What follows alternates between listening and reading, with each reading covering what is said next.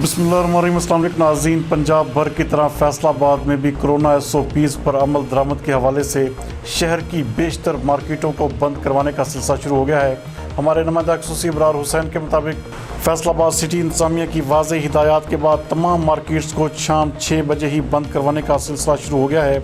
याद रहे नाज़रीन के AC सिटी सैयद अयूब बुखारी ने इस हवाले से तमाम ताजर तंजीमों के नुमाइंदगान के साथ एक मीटिंग में वाज़ेह तौर पर मतला कर दिया था कि तमाम मार्केट्स को शाम 6 बजे ही बंद कर दिया जाएगा और किसी भी सूरत में 6 बजे के बाद कारोबार करने की हरगिज़ इजाज़त नहीं दी जाएगी।